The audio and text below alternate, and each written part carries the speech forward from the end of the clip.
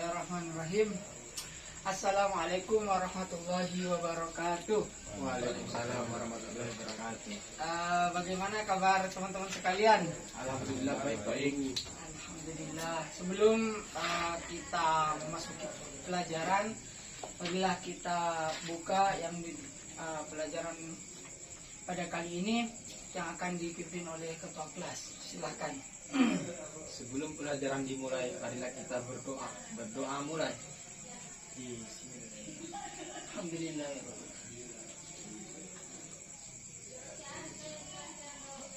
Berdoa selesai. Terima kasih pada teman-teman sekalian. Jadi karena kemarin kita sudah mempelajari tentang yang namanya jual beli.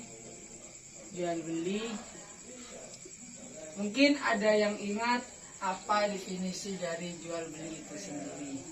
Silahkan. Tidak ada. Tidak ada. Jadi definisi dari jual beli itu adalah tukar menukar barang berupa barang yang manfaat kepada diri kita sendiri ataupun kepada orang lain. Itu definisi dari jual beli. Sekarang kita masuk ke pembahasan tentang riba. Siapa tahu di sini? Sekarang kita masuk kepada pembahasan tentang riba. Mungkin di antara teman-teman ada yang tahu definisi riba. Silahkan.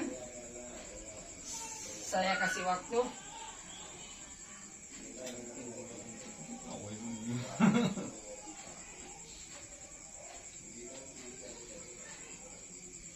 Yang disebut riba gimana?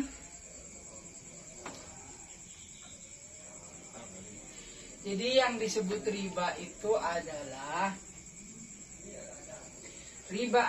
kalau di sini dijelaskan tentang muqabilatu iwadin bi akhir majhulin at-tamathilu fi mi'yaris syar'i. Jadi di sini menjual barang, intinya yang bukan menjual, mengembalikan barang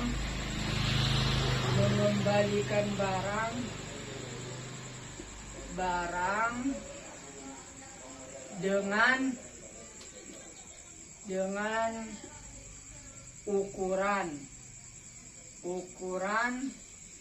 yang lebih menurut syarat. Itu definisi dari riba. Jadi riba itu hukumnya adalah haram. Siapa yang tahu haram di sini? Silakan. Pengertian haram. Yang haram itu adalah sesuatu yang tidak diperbolehkan. Itu gampangnya adalah riba itu haram. Jadi tidak boleh kita tuh di dalam transaksi jual beli kita melakukan yang namanya riba.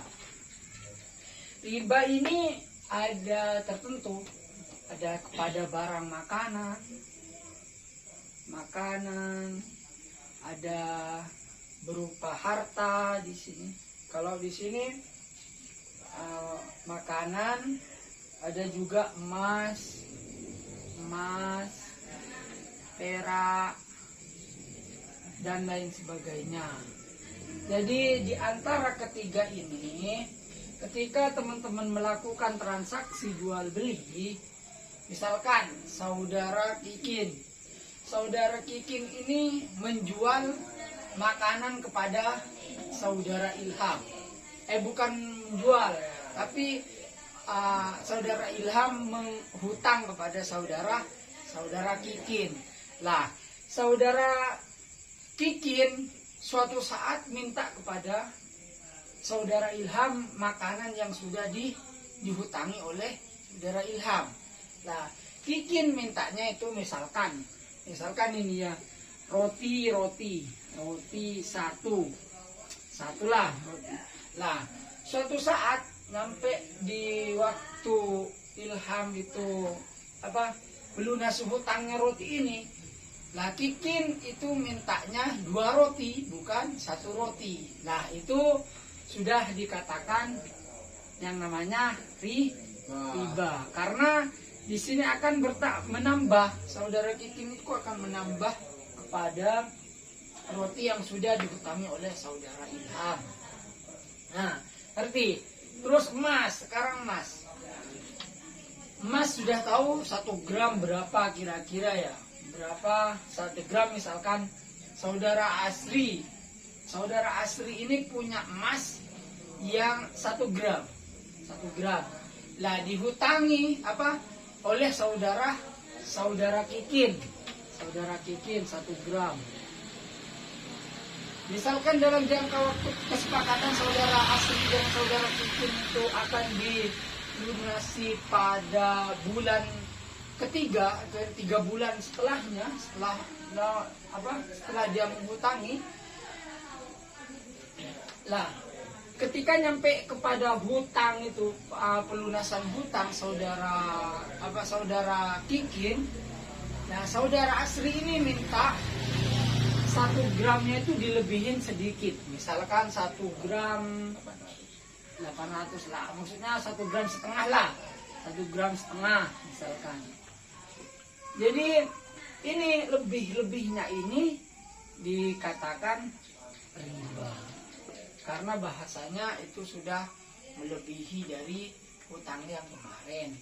Terus sekarang perak itu ada sekarang, sudah langka perak itu pada zaman dahulu yang hampir sama harganya dengan emas. Kasusnya sama seperti yang emas tadi, ketika misalkan saudara Ilham punya perak 1 gram, lantas dipinjam, saudara Kikin minjam. Suatu saat saudara Ilham itu mau minta kepada saudara Kikin, nah saudara Kikin itu mintanya lebih dari 1 gram itu, maka itu dikatakan riba. Gampangnya itu, mungkin itu penjelasan riba pada kali ini. Ada yang tidak dimengerti, silahkan pada teman-teman. Iya, silahkan untuk bertanya. Silahkan saudara Kikin. Saya ingin bertanya mengenai riba. Misalnya kan saya dihutangi sama saudara Ilham. Nah, lalu di sini saat ketika ingin mengembalikannya, Ilham itu melebihkannya tanpa begini. ya, Saya melebihi tanpa mungkin itu tidak minta.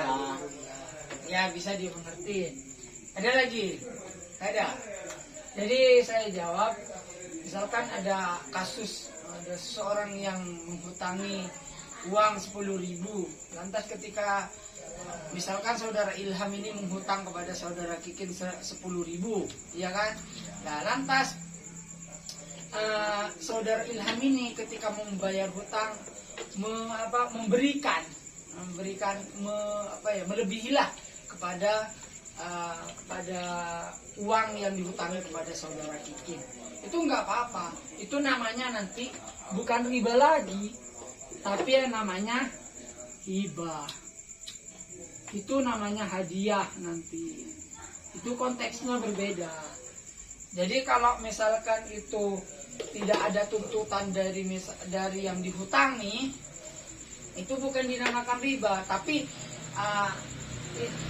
uang yang dilebihi itu memang memang pemberian dari orang yang menghutangi, itu tidak dinamakan riba, tapi dinamakan hadiah. Karena apa diberikan, misalkan 10.000 dikasih saudara Kikin 5.000 lagi, karena mungkin saudara Ilham itu menganggapnya bahwasanya saudara Kikin itu baik, maka dikasih lebih lah 5.000 gitu. Gak apa-apa, itu sebagai bentuk hadiah. Saudara Kikin memberikan pinjaman hutang kepada saudara Ilham, itu nggak apa-apa, asalkan itu kan apa, dari pihak yang dihutangi, yang dihutangi itu tidak ada tuntutan. Kalau dari pihak yang dihutangi ada tuntutan, misalkan kamu harus bayar sekian lebih dari apa yang sudah kesepakatan, maka itu yang baru dinamakan riba. Terus Pak, gimana itu Pak kalau yang saya itu melebihi ke Kikin itu, yang dilebihi itu uang dapat hasil menjual narkoba itu, tapi Kikin tahu bahwa saya ini menjual narkoba, jadi Kikin diberi lebih sama saya, apa itu haram itu apa Nah, terima gimana? kasih, karena uangnya itu intinya uang yang digunakan untuk melunasi hutang itu adalah uang yang haram gitu kan ya. Bukan Pak, bukan. Oh, yang- Itu yang- lebihnya itu ke Kikin itu uang haram. Iya, lebihnya gitu kan. Iya, lebihnya. Ya nggak apa-apa, intinya kayak gini. Jadi yang mendapat dosa itu yang tahu. Jadi yang tahu itu siapa? Bahwasanya uang yang dilebihi itu adalah uangnya apa, dari hal-hal yang membuat dosa. Yang tahu siapa? Yang ngasih orangnya apa yang dikasih? Itu sama-sama tahu maksudnya. Sama-sama tahu. Sama-sama tahu, tapi Kikin menerima. Menerima. Iya. Oh, kayak gitu berarti. Iya. Ya berarti kan konteksnya seperti ini. Hal demikian kalau terjadi, misalkan mau melunasi hutang atau intinya melebihi dari apa yang sudah diketahui, itu juga termasuk hal-hal yang tidak diperbolehkan. Tidak diperbolehkan. Bukan, ya bahasanya bisa itu dilarang. Tidak sampai kepada haram. Karena saudara Kikin itu apa, nanti misalkan konteksnya tidak tahu gitu kan. Jadi apa, bisa saja saudara Kikin itu dalam keadaan terjepit misalkan, kan dalam keadaan terpaksa, itu kan banyak konteks gitu. Tuh. Enggak, sebenarnya apa ya, dilarang untuk memberikan hal demikian.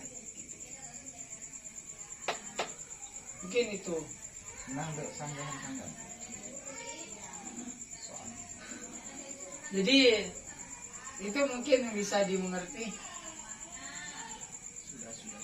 Nah, terima kasih karena teman-teman sudah mengerti tentang pembahasan riba pada kali ini. Saya tutup dengan pembacaan hamdalah bersama-sama. Alhamdulillahirabbil alamin. Dari saya, wassalamualaikum warahmatullahi wabarakatuh. Waalaikumsalam.